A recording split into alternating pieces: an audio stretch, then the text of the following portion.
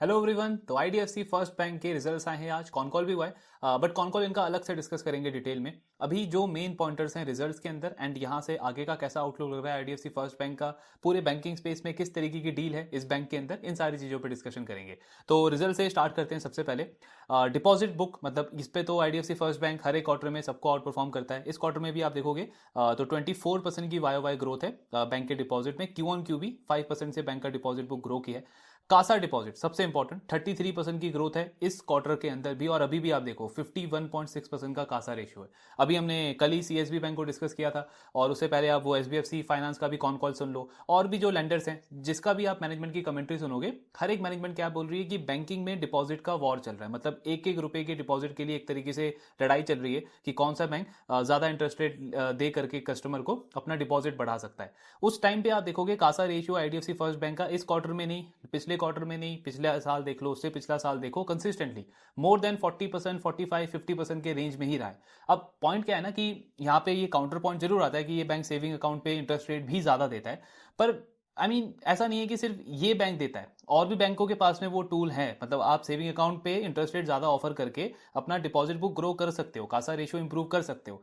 लेकिन स्टिल आप देखोगे बहुत सारे बैंक्स जो हैं उनका कासा रेशियो 40 में भी नहीं है। कई सारे बैंकों का, बड़े बैंकों का, जो पहले 40s में थे अब 30s में आ गए हैं। कुछ जो मीडियम साइज के बैंक्स हैं वो 30 से 20s में आ गए। तो कहीं ना कहीं आईडीएफसी फर्स्ट बैंक, चाहे सर्विस बोल लो, टेक्नोलॉजी वाला पार्ट बोल लो, या फिर ब्रांड आप बोल लो, वहां पे इनका कुछ ना कुछ फैक्टर प्ले कर रहा है, जिसमें कंसिस्टेंटली आपको दिख रहा है हर एक क्वार्टर में कासा रेशियो इनका हेल्दी रहता है। मतलब एक आध क्वार्टर या फिर एक साल, 1.5 साल तक आप इंप्रूव कर सकते हो कासा रेशियो को ज्यादा इंटरेस्ट रेट ऑफर करके। लेकिन अगर क्वार्टर आफ्टर क्वार्टर आपने उसको मेंटेन करके रखा है तो इसका मतलब है कस्टमर स्टिकीनेस आपकी काफी स्ट्रांग है। फिर यही रिटेल डिपॉजिट आप देखो, 79% जो इनके पास में डिपॉजिट्स हैं वो रिटेल डिपॉजिट है।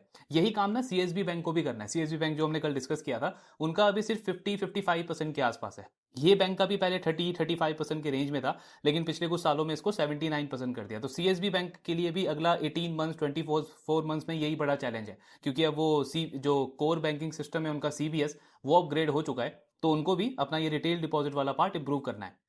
देन एक और इंपॉर्टेंट चीज़ है इसमें, जैसे हम वो सेविंग जो ज़्यादा इंटरेस्ट रेट ये ऑफर करते हैं, उसी में ये पॉइंट आता है कि पहले आप देखोगे ना तो इनके जो मतलब इनका जो इंटरेस्ट रेट है, और बाकी जो मिड टीयर बैंक्स हैं, मिड साइज के जो बैंक्स हैं जिनका 1.5 लाख करोड़ से लेकर के 2.5 लाख करोड़ का जो डिपॉजिट बुक है, जो दूसरे मिड साइज बैंक्स हैं, उनमें कॉस्ट ऑफ फंड में ना बहुत बड़ा गैप होता था। तो तब क्लियरली समझ में आता था कि आईडीएफसी फर्स्ट बैंक को मतलब पूरा एडवांटेज मिल रहा है ज्यादा इंटरेस्ट रेट ऑफर करने का। बट आज आप देखोगे तो हार्डली मतलब कोई डिफरेंस है, 2 बेसिस पॉइंट का डिफरेंस है, या फिर बिल्कुल सेम आप बोल सकते हो। यानी कॉस्ट ऑफ फंड जो आईडीएफसी फर्स्ट बैंक का है और जो दूसरे मिड साइज बैंक्स का है वो दोनों सेम है। उसके बाद भी Kasa ratio IDFC first bank का बहुत ज्यादा बेटर दिखेगा आपको किसी भी, चाहे आप मिड साइज बैंक से कंपेयर करो, स्मॉल फाइनेंस बैंक से कंपेयर करो, स्मॉल साइज बैंक से कंपेयर करो, उन सब से बहुत बहुत बेटर इन्होंने कासा रेशियो मेंटेन करा है। तो ये आपको दिखा रहा है कि सिर्फ हायर डिपॉजिट रेट देना ही मतलब एक तरीके से आपको अश्योरेंस नहीं देता है कि आपका कासा रेशियो अच्छा होगा। उसके अलावा जो भी आप सर्विसेज देते हो, टेक्नोलॉजी वाला पार्ट हो गया या ब्रांड आप बोल लो, वहां पे आईडीएफसी फर्स्ट बैंक बाकियों को कंसिस्टेंटली आउट परफॉर्म कर रहा है। देन सीडी रेशियो इनका 96% के आसपास आ गया है। अभी भी इनका वैसे सेविंग अकाउंट पे जो रेट है ना वो अभी भी ज़्यादा देते हैं, अपने मीडियम साइज के जो बैंक्स हैं उनके आसपास ही देते हैं। लेकिन जो आपके जो एचडीएफसी है, आईसीआईसीआई है, एक्सिस है, ये जो बड़े आपके प्रीमियम बैंक्स हैं, उनके कंपैरिजन में ये सेविंग अकाउंट पे ज़्यादा इंटरेस्ट देते हैं अभी भी। लेकिन बैंक उसको अभी कट नहीं कर रहा, और आई थिंक अगले 1-1.5 साल तक इनका प्लान है कि उसको कट नहीं करेंगे। क्यों नहीं कर रहे हैं? क्योंकि इनका टारगेट है सीडी रेशियो को ना 80s में लेकर के आना है। हालांकि इंक्रीमेंटल सीडी रेशियो इनका 70s में है, 77-78 के आसपास है, लेकिन ये ओवरऑल क्रेडिट रेशियो को 80s में लाना चाहते हैं। और वो कैसे होगा? जैसे जैसे आपका डिपॉजिट बुक का ग्रोथ ज्यादा होगा as compare to loan book growth, तो आपका जो सीडी रेशियो है वो और इंप्रूव होता जाएगा। तो अभी 1-1.5 साल तक मतलब ये बैंक अपना सेविंग अकाउंट का रेट थोड़ा सा और हायर लेवल पे ही रखेगा बड़े बैंकों के कंपैरिजन में। फिर इनका लोन बुक अगर हम देखें, इसमें भी अच्छी ग्रोथ है 21%। और यहाँ पे तो ये बैंक अच्छा करता ही है। मतलब जब आपका एसेट क्वालिटी में प्रॉब्लम चल भी रहा था, बाकी बैंकों ने ग्रोथ रोक दिया, इस बैंक का लोन बुक का ग्रोथ कंसिस्टेंट था, 20-21% पे ये हर एक क्वार्टर में ग्रो कर रहे थे। देन इनका अगर ये रूरल एमएसएमई बुक देखें, मेन बुक तो इनका यही है, ज़्यादा फोकस यहीं पे करते हैं, इसमें भी ग्रोथ वगैरह अच्छी है। होलसेल लोन बुक इन्होंने बंद कर दिया था, बट पिछले 1-2 साल से इसको भी ये एग्रेसिवली ग्रो कर रहे हैं, 34% की ग्रोथ है। तो एक्चुअली जब ये मर्जर हुआ था आईडीएफसी और कैपिटल फर्स्ट का, तब जो पुरानी आईडीएफसी बैंक थी उन्होंने बहुत खराब लोन दिए हुए थे। मतलब जो आपके लो क्वालिटी कॉर्पोरेट्स होते हैं उनको उन्होंने लोन दिया था जिनकी बैलेंस शीट पे ऑलरेडी स्ट्रेस था।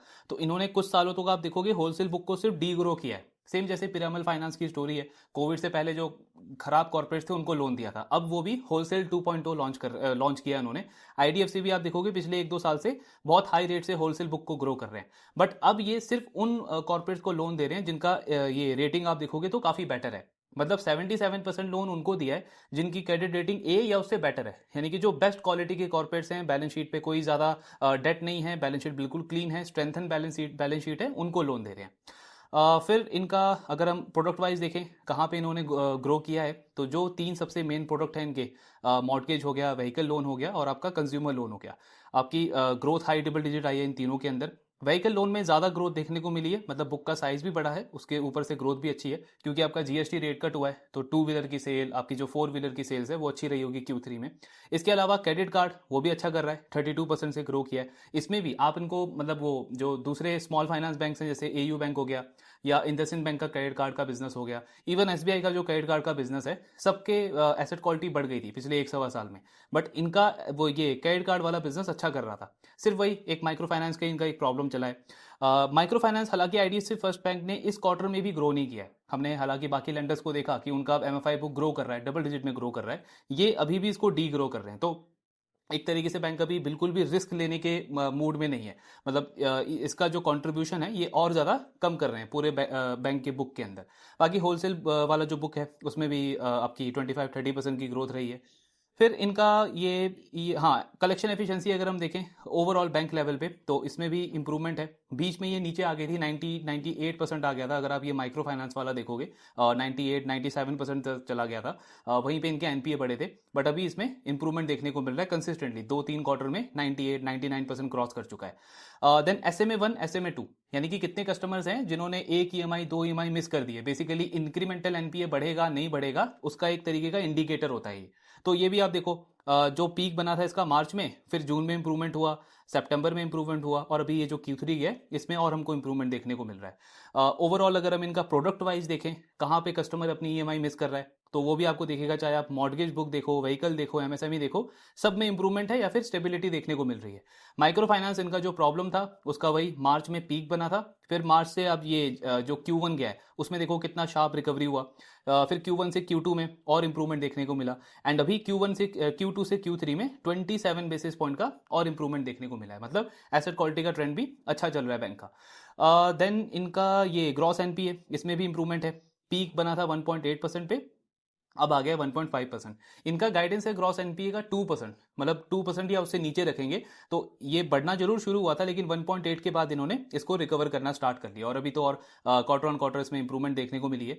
इस क्वार्टर में फ्रेश स्लीपेजेस कैसे रहे हैं बैंक के, तो ग्रॉस एडिशन यानी कि फ्रेश एनपीए कितना आया, ये लास्ट क्वार्टर से कम हुआ है, लगभग 10% का इंप्रूवमेंट देखने को मिला है। यानी कि फ्रेश एनपीए मेरे कम हुए हैं, उसके कंपैरिजन में अपग्रेड और रिकवरी सेम लास्ट क्वार्टर जैसी रही है, जिसकी वजह से ग्रॉस एनपीए आपको दिखेगा Q2 में था 1.86% और अब हो गया है 1.69%। तो ग्रॉस एनपीए चाहे मैं अपना माइक्रो फाइनेंस बुक के अंदर देखूं, रिटेल रूरल एमएसएमई बुक के अंदर देखूं या फिर जो मेरे पुराने लोन्स थे आईडीएफसी बैंक के उसको भी इंक्लूड करके देखूं, सब में इंप्रूवमेंट देखने को मिल रहा है। फिर बैंक का पीएनएल अगर हम देखें काफी इंटरेस्टिंग है। तो ये मतलब बहुत क्वार्टर के बाद इनका ये जो एनआईआई है ना, नेट इंटरेस्ट इनकम, इसमें डबल डिजिट ग्रोथ देखने को मिली है। 12% का ग्रोथ है वाई लेवल पे। अब ये ग्रोथ देखने में बहुत कम लगता है क्योंकि पहले के क्वार्टर्स में मतलब लोन बुक ही आप देख लो ना, लोन बुक ग्रो कर रहा है 20-21%, तो इसमें आपका कम से कम मिड टीन से हाई टीन के आसपास का ग्रोथ आना चाहिए। लेकिन प्रॉब्लम क्या हुआ है आईडीएफसी के साथ में, पिछले कुछ क्वार्टर्स में जो हाई मार्जिन वाला बिजनेस था ना इनका माइक्रो फाइनेंस, उसको ये डी ग्रो करते जा रहे हैं। माइक्रो फाइनेंस में आपके यील्ड होते थे 20%, 21%, 22%। अब वो बिजनेस उसको आप डी ग्रो करते जा रहे हो, ना तो आप उसमें फ्रेश लोन दे रहे हो और जो पुराने लोन है उसको आप बंद करते जा रहे हो। तो आपका जो हाई इंटरेस्ट अर्निंग एसेट था वो क्योंकि आपका नीचे चला गया, इसकी वजह से आपके जो यील्ड हैं या इंटरेस्ट इनकम है उस पर इंपैक्ट पड़ा है। लेकिन हमको क्या देखना है इसमें, Q1Q लेवल पे पिछले क्वार्टर में इनका जो नेट इंटरेस्ट इनकम था उसका ग्रोथ था 6%, इस क्वार्टर में है 12%। तो क्वार्टर ऑन क्वार्टर पे क्या हुआ है, डबल हो गया है। नेट इंटरेस्ट इनकम की जो ग्रोथ है वो मेरी 6 से 12% हो गई है। इस तरीके से हमको देखना है। तो नंबर ओवरऑल ये अच्छा है। इवन अगर आप लास्ट क्वार्टर के कंपैरिजन में देखो Q2 टू Q3, तो उसमें क्वार्टर ऑन क्वार्टर 7% की ग्रोथ देखने को मिल रही है। यानी अगर मैं इसको एनुअलाइज करूं तो यानी कि इंक्रीमेंटल जो नेट इंटरेस्ट इनकम की ग्रोथ है बैंक की, वो लगभग 24-25% के आसपास चल रही है। तो ओवरऑल अच्छा नंबर है ये। फिर बैंक का अगर हम ये ट्रेडिंग गेन वगैरह देखें, ये काफ़ी अच्छा आया इस क्वार्टर के अंदर, और इसकी वजह से आपको दिखेगा ओवरऑल पीपीओपी में 16% की ग्रोथ है। लेकिन हमको देखना है core operating profit. Core operating profit का मतलब ये ट्रेडिंग गेन को एक्सक्लूड करके। तो ट्रेडिंग गेन को एक्सक्लूड करके अगर हम देखें तो जो कोर ऑपरेटिंग इनकम है उसमें ग्रोथ है 13%, और ऑपरेटिंग प्रॉफिट में ग्रोथ है आपकी 12% के आसपास की। देन प्रोविजंस, अगेन ये सेकंड कंसेक्यूटिव क्वार्टर है आईडीएफसी फर्स्ट बैंक के लिए। मतलब बीच में 5-6 क्वार्टर ऐसे थे जहां पे हर एक क्वार्टर में इनका प्रोविजन बढ़ता जा रहा था, 20%, 30%, 40%। इस क्वार्टर में भी हमको क्यू ऑन क्यू इंप्रूवमेंट देखने को मिला है। प्रोविजन का मतलब क्रेडिट कॉस्ट, क्रेडिट कॉस्ट नीचे गया है, तो पैट में आपको 48% की ग्रोथ दिखी है वाई और 43% की ग्रोथ दिखी है क्यू ऑन क्यू लेवल पे। तो नंबर्स ओवरऑल अगर हम देखें तो अच्छे हैं। हाँ, मतलब ये पॉइंट जरूर है कि नेट इंटरेस्ट इनकम का ग्रोथ और बेटर होना चाहिए था, प्री प्रोविजनिंग ऑपरेटिंग प्रॉफिट का ग्रोथ और बेटर होना चाहिए था।